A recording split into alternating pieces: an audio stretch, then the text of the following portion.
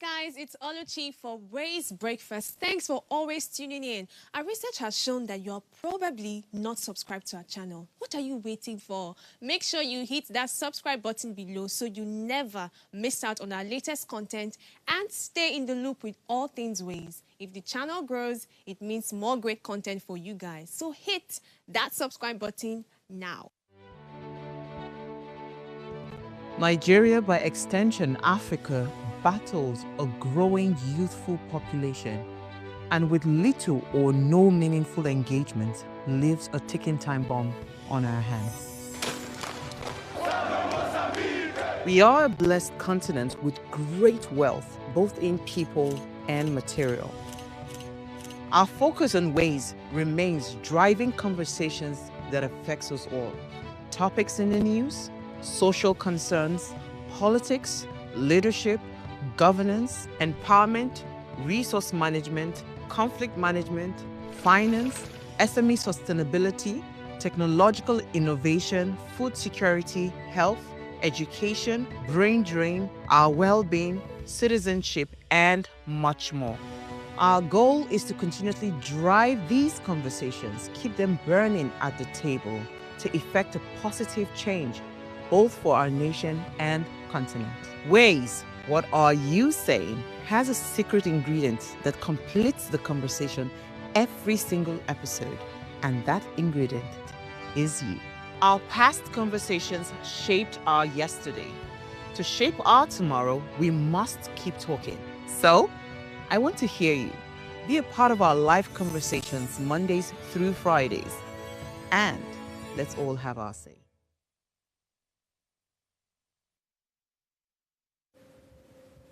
How can the persistent and brutal killings in Benue State, which have claimed hundreds of innocent lives and displaced thousands more, be justified in a democracy where the primary responsibility of the government is to protect its citizens? And what does this failure of governance say about the leadership's commitment to safety and security of its people? Our show tonight, right, is one that speaks to the Benue State killings and the failure of governance in tackling insecurity. It's another episode on your favorite primetime show, Ways. My name is Osaiwa Mesale. Tonight, I just hope to shift minds and spark conversations, and, actions. And let's end the docility of citizenship and just move to a country where everybody will be safe. Remember, Ways is all about you. You are the why in Ways. You can add your voice and be a part of the conversation every single day. Go on to our YouTube channel at Official Upgrade TV, hit the subscribe button, like, share, invite your families and friends to watch and follow the conversation. When I open the phone lines, I would really love to hear your thoughts on this topic. However, let me allow you to ponder on my quote for the day. It says, political and community leaders in Benue State must act responsibly and avoid inflammatory utterances that could further increase tensions and killings.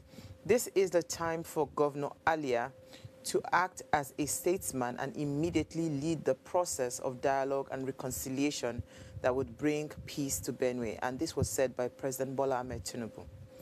We'll delve into the conversation much later, but first, I'm off on a break. When I come back, I'll let you in on my news interest for the day.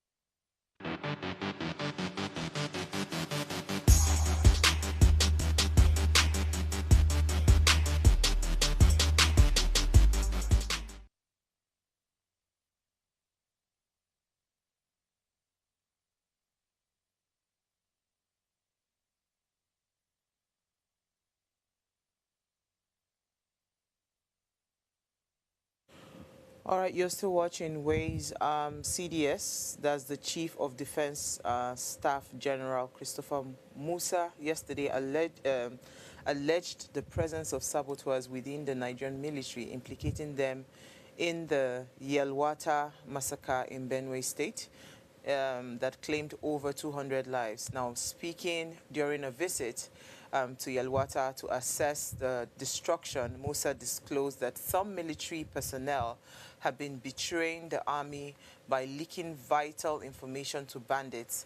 Musa further pointed out that the targeted nature of the killings suggests insider involvement. This came as President Bola Ahmed Tinubu adjusted his official itinerary, prioritizing a visit to Makurdi, the Benue State capital, over his planned trip to Kaduna. I think I would bring back Abacha's quote that said that if insurgency or if insecurity lasts beyond 24 hours, right, the government is involved. And I mean, this is just a proof that, you know, wherever that comment came from decades ago, I mean, Abacha is long gone, dead, but yet that quote that was attributed to him still holds, what's it called? It still stands till date, right? And we have said it several times that it's impossible. It is very impossible for these kinds of, you know, bracing attacks and bracing killings to happen without, you know, people that are supposed to be in positions of authority not looking away or turning a blind eye or giving them, you know, access to do this. So if the chief of defense staff, right, is saying that, you know, there are saboteurs within the military, then of course, what are we saying? And this is what we keep on talking about every time, that we're saying that every time you see someone come to talk about the state of our country, I want the government to look away from, oh, these are my political rivals, or these are being sponsored by my opposition. No. These are genuine concerns of people. How do you feel going to bed and waking up not knowing whether you'll be alive the next minute? I have been in situations of crisis. I have lived in crisis. I have lived in a state where, you know, for the longest of time, I had heart palpitations because I couldn't even, if you threw a knockout, you know, the fireworks around me, I'll start to palpitate just because of the what's it called, the state of the crisis that I witnessed in Kaduna State whilst I was growing up. So it doesn't make any sense for somebody to cry out and you think that cry, it is sponsored by an opposition. It doesn't make any sense. So this is already a clear proof, right, from the Chief of Defense Staff saying that they have saboteurs within the military. So now the question is, how are we able to find these people? Because it is not enough for you to just say it. I mean, at some point in this country, a former president also alleged the same thing and said he even had a list of the people. But till date, that list was never brought to limelight. So it is not enough for you to just say you have saboteurs within the system. That is something that anybody can say. How do we fish these people out? And how do we start to, you know, find justice for these people that have lost their lives? That's all we need. It doesn't, it's not as difficult. I mean, it's not rocket science. That's all we need. I'll move on to my next story.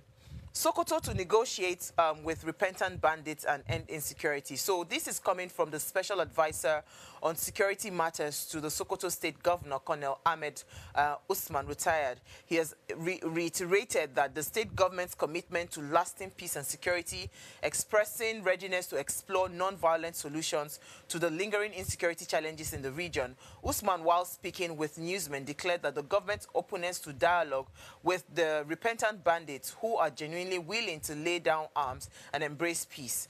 In Sokoto, we are open to engaging negotiations with the bandits who are, that's what he has said. But do I want to revisit this issue around bandits and surrendering and all of that?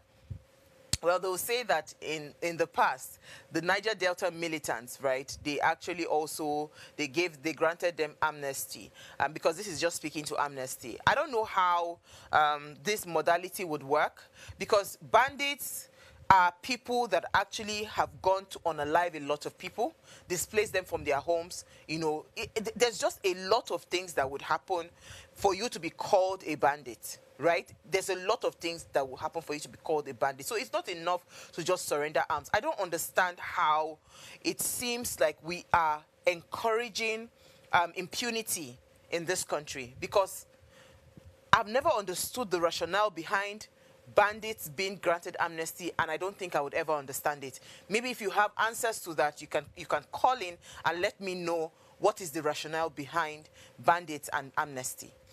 I'll move on to my final story. So Jigawa State Governor has renovated 587 schools damaged by flood and recruited about 3,420 teachers in the past 2 years. He says that the renovation of the 587 schools damaged by flood is a significant achievement, providing a safe and conducive learning environment for students. He said that's according to the professor. The recruitment drive included 1,100 junior teachers and 72 degree holders and 149 first-class graduates who were given permanent teaching positions. The commissioner highlighted that the government's commitment to improving the quality of education in the state, and he said that the Ministry of the Higher Education has also deployed over 2,200 degree holders from the state's basic education board to the ministry. This is a welcomed idea. Every time we see things like this, I think it gives me a ray of hope and gives me joy, you know, because any government that decides to pay attention to education should not be overlooked. So kudos to the Jigawa State government, and I'm hoping that this would actually bring true, liberation, in the sense to which education can liberate a human mind to your people in your state. So I'll take a break now. When I come back, we'll continue the conversation around Benue State and, of course, how things have escalated. Stay with me.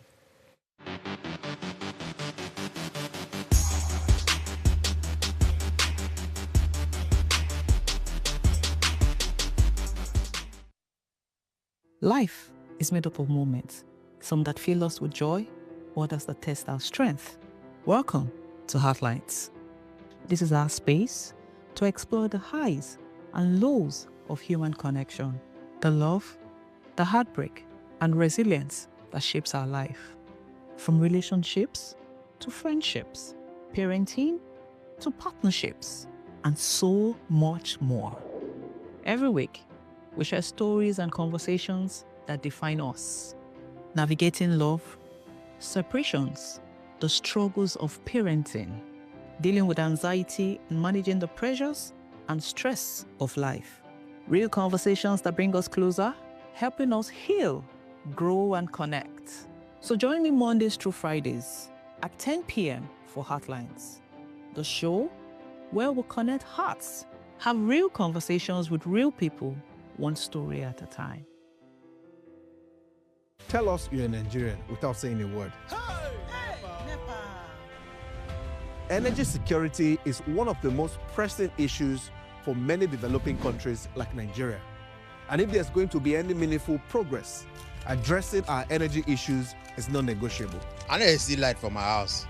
Make them do something. Band A is expensive. I literally have to turn off all my appliances just to reduce costs. We need light. Introducing the Energy Outlook, your go-to show for everything energy. Every week, we'll bring you the latest insights, innovation, and in-depth analysis of Nigeria's energy sector. From policy discussions to regulatory insights, we'll analyze the key decisions influencing growth and sustainability in the energy sector. We'll bring you the human stories behind the headlines, giving you a personal perspective on the broader energy challenges. Join me every Friday at 6 p.m. for the Energy Outlook, your guide to the future of energy, where energy means business.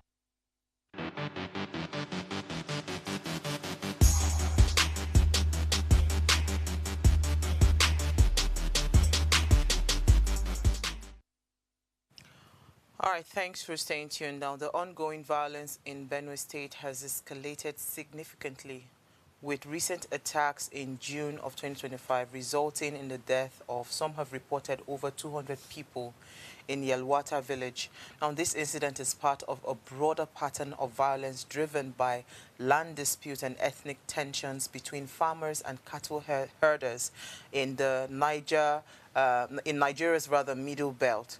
Now, Amnesty International has confirmed that the death toll, this death toll, and also Nigeria's emergency authority estimates that at least 3,000 people have been displaced. Now, between January of 2023 and February of 2024, over 2,600 individuals, predominantly women and children, were killed in attacks across 50 communities in Benue State.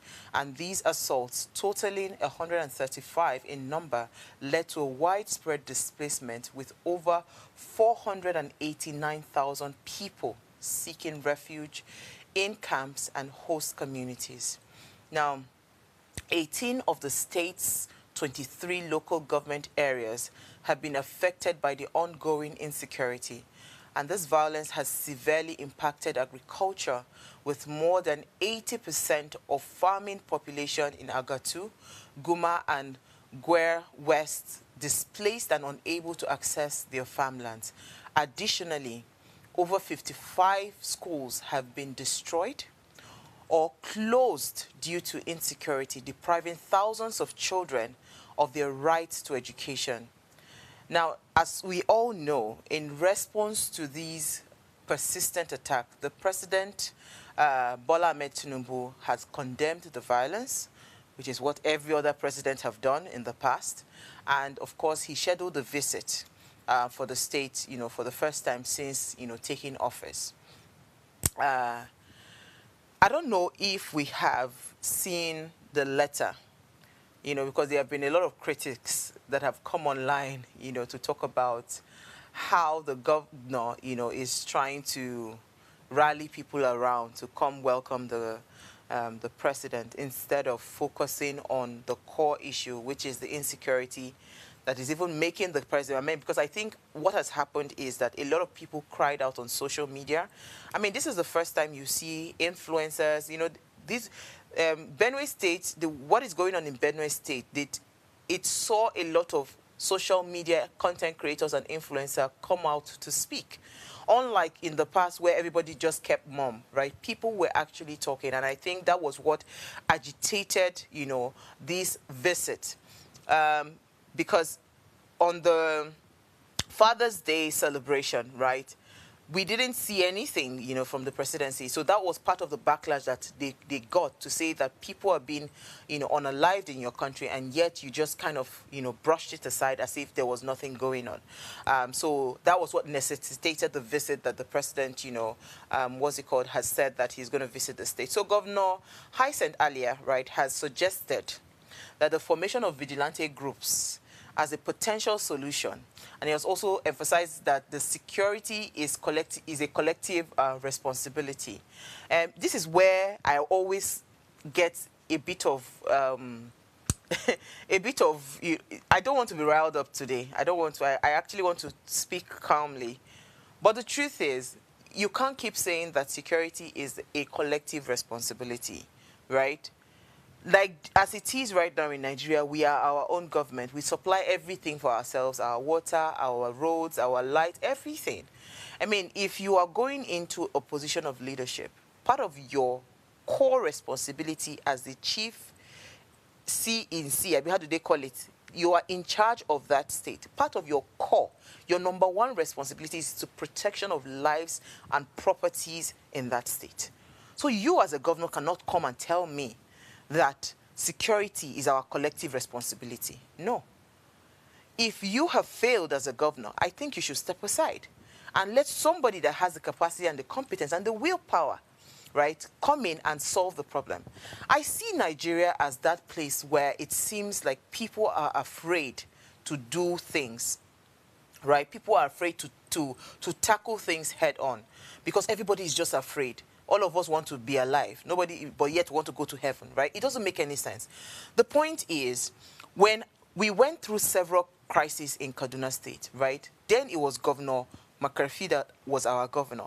I remember several times in the space within 24 hours, like if there is an outcry to say, oh, or sorry, an outburst of a crisis, it is either we're declaring state of emergency or they are deploying military that will just, just be permeating all over the place.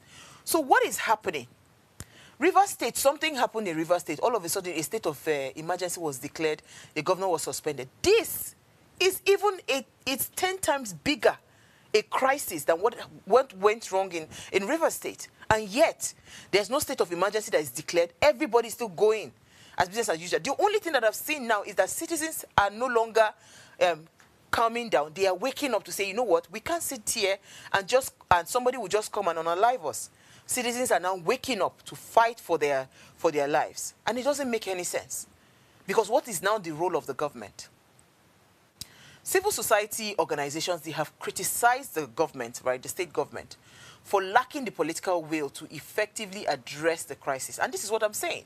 Because it's not just me saying it. Because if you, as a governor, you're saying that it is a collective responsibility, then it means you should also openly come out to say you have failed as a governor and step aside.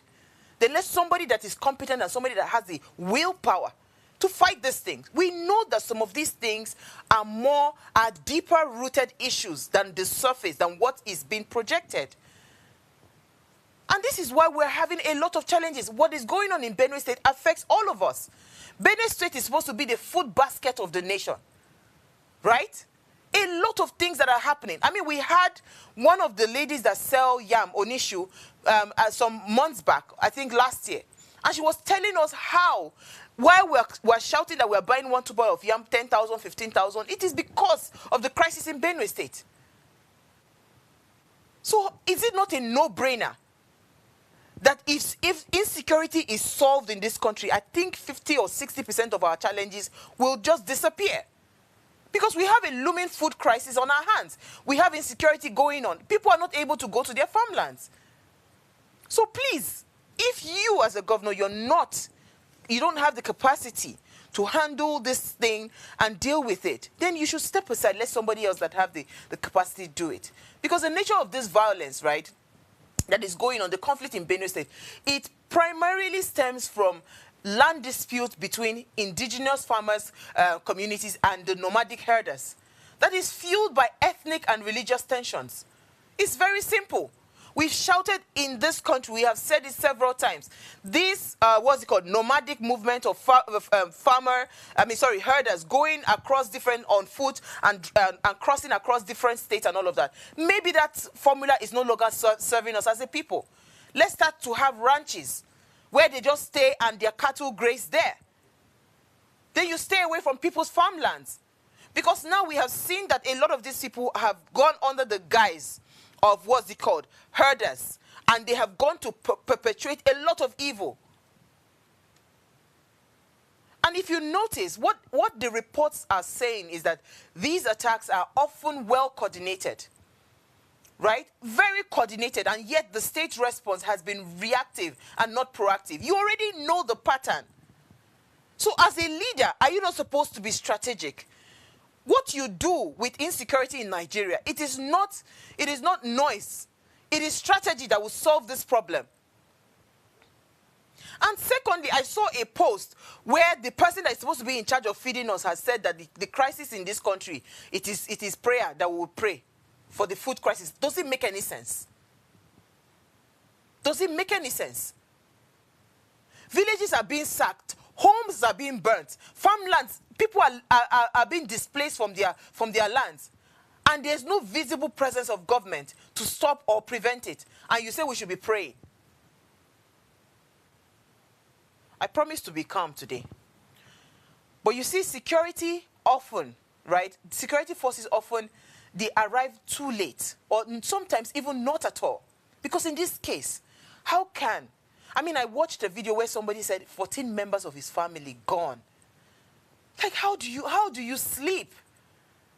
How do you sleep as a leader, knowing that this is happening in your country?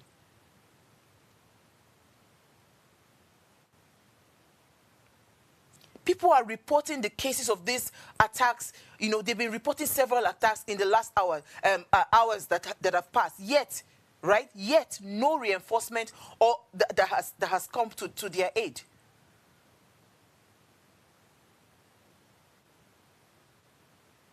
What we lack is intelligence gathering. What we lack is surveillance. What we lack is community policing mechanisms. We lack these things. That is why we're suffering. And with what the Chief of Defense Staff has said, that they now have, what's it called, saboteurs within the system, they have moles within the system. What does that tell you? And all of these killings, in all of these killings, right, we have not seen arrest, right? We've not seen any prosecution, almost no conviction. So when you tell people by your actions that impunity is a norm, what do you expect? Do you think they would want to follow the rules? What is going on in this country, and this is what I always say every time, how you do one thing is how you do everything. What affects one affects all. So we cannot be quiet when it comes to something that is going on in Benue State and think that it will not come to us tomorrow. It is a ripple effect. It is a ripple effect. It doesn't stop at Benue. It goes across. Because what these people are doing, all these bandits, they are testing the elastic limit of our leaders. So if you allow them in one state, then it means that you have given them the audacity to go across all other states. So it cannot continue like this. How can it be said that in a country where there is supposed to be a leadership and democracy, you know, that it's supposed to protect lives and citizens and protect their properties, a total number of over 489,000 people across, you know, have been displaced across the states? How is it said? Almost 500,000 people displaced. Several people living in abject poverty and penury. And the hunger continues to deepen. The poverty continues to deepen. It doesn't make any sense to me. So if we truly want to change the trajectory of this country, we must then intentionally wake up to our realities. Before I go, I want to pull up a video. Because you see, this today is not me that will rant. There's somebody called Ranting Peters, right? Peter Randis on social media. He did a video, and I think I want us to listen to this video. Then when we come back, after the video, we'll take a break, then I come back. Fellow Nigerians, they don't swear for Nigeria. Nigeria is under a curse. Please, I am sorry for all of now where I go, they argue with una say they never swear for this country because the country has been sweared for. And only Nigerians can decide to rise up and deliver ourselves. Because who do us like this? Who do us this kind of thing? The Benue State Governor, Reverend Father Hyacinth Yomemalia, Mr. Governor, sir, you should be thoroughly ashamed of yourself. Governor of Benue State, you should be thoroughly and severely ashamed and disappointed in yourself. May no state and no country have the misfortune of having leaders like yourself without conscience, without integrity, and without character, that will politicize everything, including the death of your own citizens. Shame on you, Benue State Governor. That is this one where everybody, they cry. A few days ago, there was a massacre that more than 200 sick people in Benue State were slaughtered and killed. Where we say everybody, including Pope, they talk, say, justice for Benue State to stop the killing. Now, not be the first time where they kill people for Benue State. So these killings have been coming for years. For 2023, more than 500, plus 2024, even this year, almost every other week or every month, they have been killing people. The president, after national cry, don't come decide, say he won't come visit Benue State, of which they go come, they no go address the root cause of the issue, but they don't carry themselves, say that they come now to fulfill all righteousness and start on our APC shenanigans. You as the governor, under your office of the governor, they say office of the senior special assistant on special groups mobilization. Naim they mobilize people so that they can go and form a big procession to welcome the president all the way from airport to Urukum roundabout up till government house. A shoulder-to-shoulder parade and procession. So, Governor Alia, you are not even mourning the death of more than 200 of your citizens. We think say you should be chief mourner by now when I go wear black.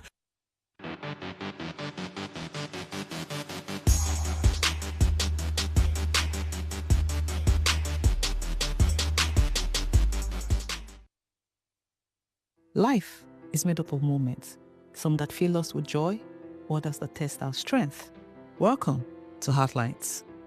This is our space to explore the highs and lows of human connection, the love, the heartbreak, and resilience that shapes our life. From relationships to friendships, parenting to partnerships, and so much more. Every week, we share stories and conversations that define us, navigating love, separations, the struggles of parenting, dealing with anxiety and managing the pressures and stress of life. Real conversations that bring us closer, helping us heal, grow, and connect. So join me Mondays through Fridays at 10 p.m. for Heartlines, the show where we connect hearts, have real conversations with real people, one story at a time. Tell us you're a Nigerian without saying a word. Energy security is one of the most pressing issues for many developing countries like Nigeria. And if there's going to be any meaningful progress, addressing our energy issues is non-negotiable. I need to see light for my house. Make them do something. Band A is expensive. I literally have to turn off all my appliances just to reduce costs. We need light. Introducing the Energy Outlook, your go-to show for everything energy. Every week, we'll bring you the latest insights, innovation, and in-depth analysis of Nigeria's energy sector. From policy discussions to regulatory insights, we'll analyze the key decisions influencing growth and sustainability in the energy sector. We'll bring you the human stories behind the headlines, giving you a personal perspective on the broader energy challenges. Join me every Friday at 6 p.m. for the Energy Outlook, your guide to the future of energy, where energy means business.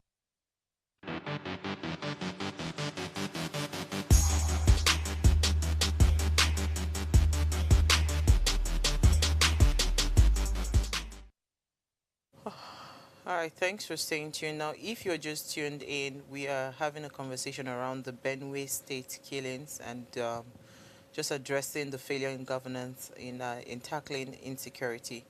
Now, please, let's hear what you have to say. Remember, you can join the conversation. Send us an SMS or WhatsApp to 081-803-4663. Our phone lines are also now open. The numbers to call 07025007749 or 07014242420. All right, let me take a comment from Deborah. She says, greetings. She says, I beg you, I'm amazed at the nonchalant nature of these leaders towards these massacres. I mean, this is just the reality, right? Because despite the numerous killings, the federal government and the state governments often respond with statements of condemnation. This is all you hear. I condemn, is a condemnable act. You know, the perpetrators will be brought to book and all of those. Those are like it's almost like everybody's on this. They're in the same WhatsApp group, because that's the line that we've always heard. You know, and also, but there is little or no tangible action towards actually solving that problem. Because if not, what is causing this thing that something that started like, you know, a joke, all of a sudden has come to stay and is growing every day? Insecurity is like cancer. This is how I explain it. You know, you cannot tell the cancer that, oh, stay at the tip of my finger. That is the only place you are allowed to eat up. No. Once you give it room to come there, then you have given it the audacity to spread across your body. That is how insecurity is. So once you notice it, it's either you cut it off completely. But you saying you are applying whatever and just, you know, let's just be making sure that we keep it in that region. It doesn't work that way. It doesn't work that way. Even the suggestion by the governor, right, to form vigilante group reflects a state of essentially surrendering its constitutional duty to non-state actors. Because if not, are vigilantes supposed to be our security personnel? Just come out and admit that you have failed and let us move on. But no.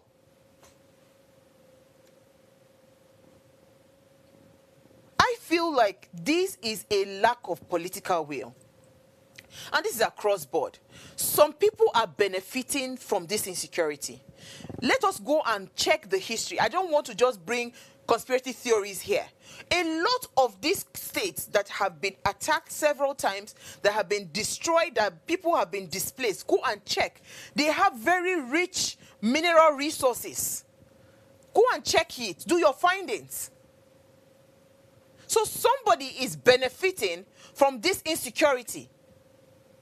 We're not even talking about how people are collecting security votes, I mean security funds, or however they put it. Somebody is benefiting from it. And as long as that person is being enriched, do you think the person will want to close that funnel that is bringing him or her free money?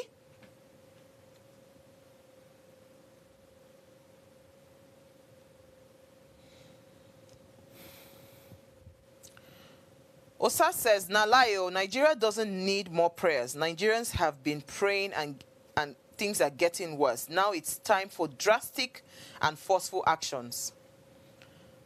I really don't understand why somebody that is appointed to solve a problem will tell you that, no, at this point it's prayers that we need. There's a food crisis. You already know the pattern. You know why we are having food crisis. You're saying that we need prayers. How does that even make sense? Like, make it make sense to me. The National Livestock Transformation Plan and Anti-Grazing Law, right? As we know, they were really poorly implemented. They were poorly implemented, and some will say they were politically undermined. There is no glaring, absence of crisis response mechanism. No emergency response plan. No post-conflict reconstruction effort. You know, federal and state legislators from Benue State are often silent. They are very complacent.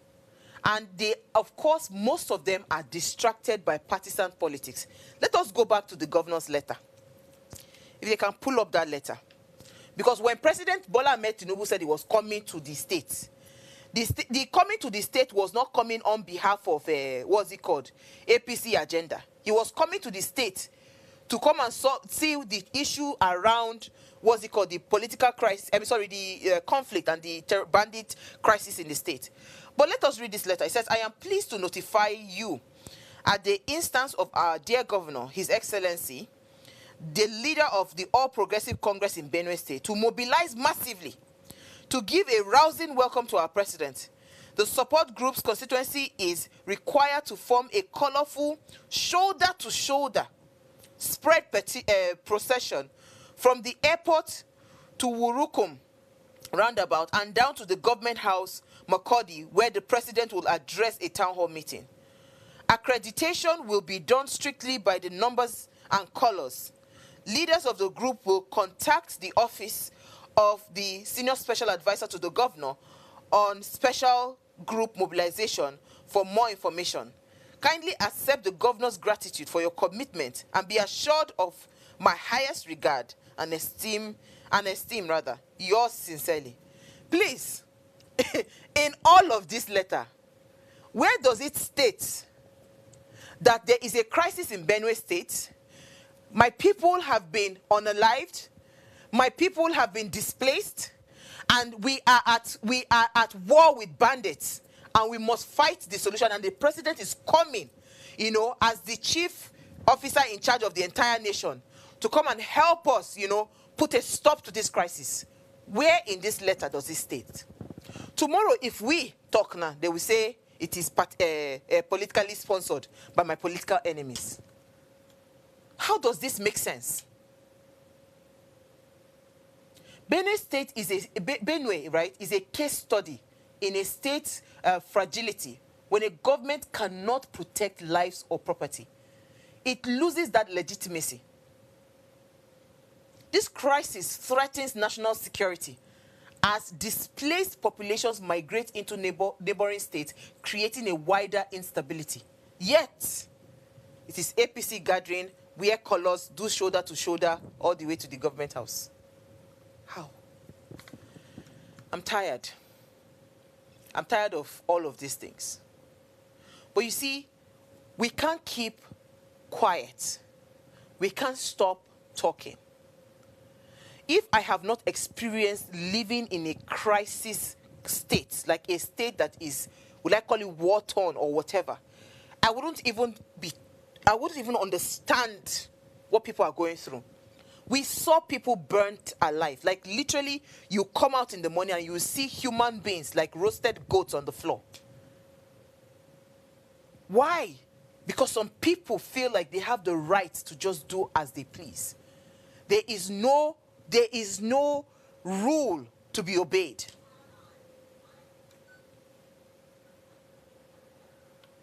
We can't keep on going like this as a country. Things must change. And if things must change, it must start with us as a people shouting at the top of our lungs. It was the shout that we shouted or we talked and the post that we made on social media that even made the president promise in the first place to go to Benue State. And all of a sudden, the governor is releasing a letter. And that letter is speaking to partisanship. God bless you. This is MJ's. I think he's saying to Osas, he says, exactly, prayer is how they keep the people in submission to prevent uprising. I don't know what else to say. I said all I need to say. But the truth is that if anything has to change in this country, we have to start with immediate deployment of special forces to secure the worst affected local government areas. And this is not mouth. This is not the Inspector General of Police relocating to the place or the Chief of Defense Staff relocating to the place. No. The thing I have observed about police people or our security personnel, may they not just mean you, may they not just try to find you, because if they are trying to locate you, they will find you, they will locate you. We've not lacked intelligence, right? We have not lacked intelligence. There has to be that special forces that will be moved to secured environment. We have to also create a joint federal state security task force